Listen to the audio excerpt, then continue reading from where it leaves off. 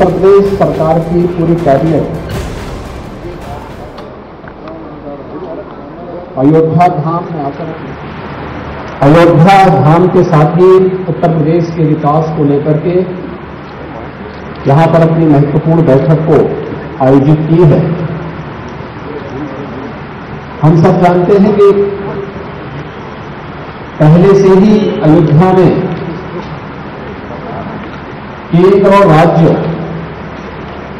तो दोनों double engine की सरकारों के सहयोग से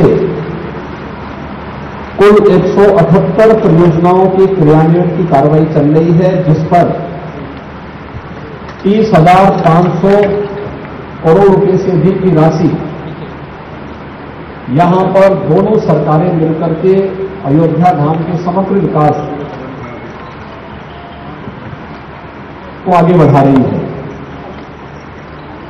मंत्रिपरिषद ने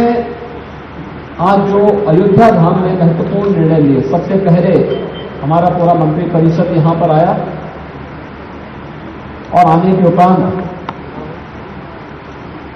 आदरणीय प्रधानमंत्री जी को अयोध्या को सोलर सिटी के रूप में विकसित करने का भी एक तमन्ना है और इस पर तेजी के साथ कार्य भी प्रारंभ हुआ है। इलेक्ट्रिक व्हीकल से यहां से जाकर के हम लोगों ने सबसे पहले श्री हनुमानगढ़ी में दर्शन किए।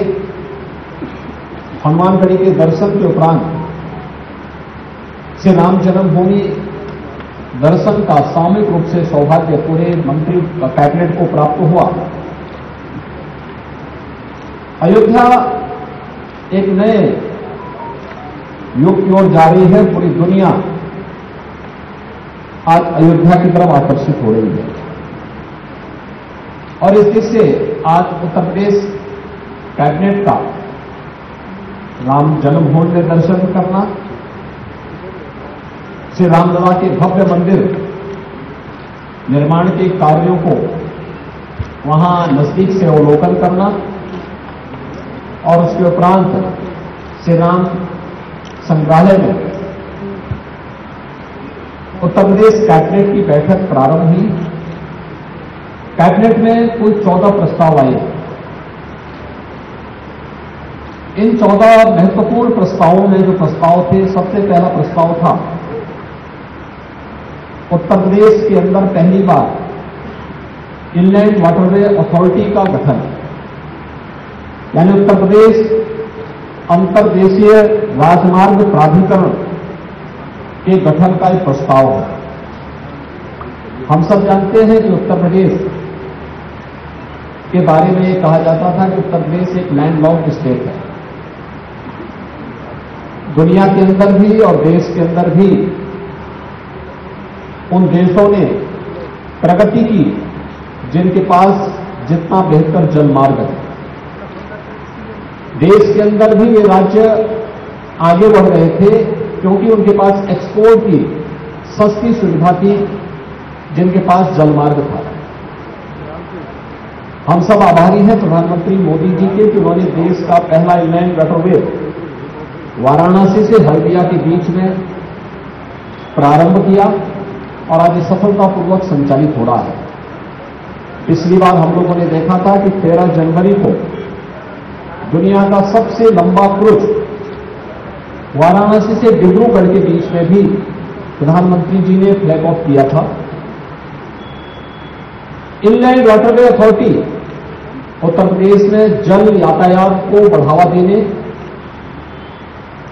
इसके माध्यम से वाटर स्पोर्ट्स की एक्टिविटीज को भी तेजी के साथ आगे बढ़ाने, पर्यटन की सुविधाओं में बढ़ोतरी करने के साथ साथ उत्तर प्रदेश को एक्सपोर्ट के एक हब के रूप में, क्योंकि देश के अंदर सबसे अच्छी कृषि और सबसे अच्छा जल संसाधन उत्तर प्रदेश के पास है और अयोध्या इस देश से बहुत महत्वपूर्ण है, क्योंकि अयोध्या कहते हैं आज से 2000 वर्ष पहले अयोध्या की राजकुमारी जल मार्ग से साउथ कोरिया गई थी और कोरिया के राजकुमार से विवाह बंधन में जुड़ करके वहां के आज एक महत्वपूर्ण राजवंश की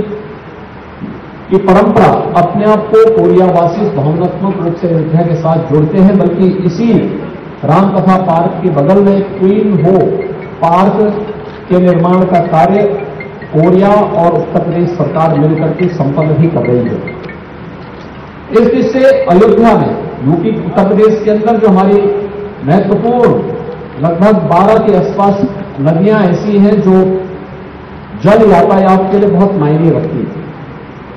जैसे गंगा जी में, ऐसे यमुना जी में, सरयू जी में, राप्ती में, गोमती है। इन सभी नदियों में ये सुविधाएं उपलब्ध की जा सकती हैं। इसके लिए अथॉरिटी भारत सरकार के साथ मिलकर के कार्य करेगी और उत्तर प्रदेश को अपने परंपरागत उत्पाद को या उत्तर प्रदेश के जो कृषि प्रोडक्ट है इसको भी दुनिया के मार्केट में पहुंचाने के लिए, इसको निर्यात करने के लिए एक सुविधा विकसित होगी। जिससे आज इसकी अथॉरिटी के गठन की प्रक्रिया राज्य स्तर पर भी हम लोगों ने करने का निर्णय लिया है। इस कार्यक्रम को आगे बढ़ाएंगे। दूसरा, अयोध्या धाम की दृष्टि से मैंने पहले भी बताया कि यहां पर पहले से ही 178 महत्वपूर्ण परियोजनाएं, जिनमें केंद्र और राज्य सरकार 30,500 करोड़ रुपए से अधिक खर्च कर रही है। इन परियोजनाओं के साथ साथ आने वाले समय में यहां आने वाले श्री राम जन्मभूमि में भगवान रामलला के भव्य मंदिर निर्माण के उपरांत रामलला के मंदिर में विराजमान होने के बाद श्रद्धालुओं और पर्यटकों की जो भारी संख्या यहां पर आने जा रही है, उसको ध्यान में रखते हुए यहां पर श्री अयोध्या धाम तीर्थ विकास परिषद के गठन का भी प्रस्ताव रखा गया है और इसको हमारी कैबिनेट ने पास किया है। यहां के पर्व, यहां के त्यौहार, यहां की व्यवस्था को और अच्छे ढंग से कोऑर्डिनेट करते हुए स्थानीय स्तर पर, राज्य स्तर पर, केंद्र सरकार के सहयोग से और अन्य विभिन्न धर्मार्थ संस्थाओं के सहयोग से इसे कैसे हम आगे बढ़ा सकते हैं, इसके लिए इस प्रस्ताव को भी हम लोगों ने पास किया है। इसके साथ ही मां पाटेश्वरी धाम देवीपाटन धाम तीर्थ विकास परिषद के गठन की भी प्रक्रिया प्रारंभ आज यहां पर उसको पास किया है, क्योंकि वह एक महत्वपूर्ण तीर्थ है और नेपाल से जुड़े हुए श्रद्धालुओं की यात्राएं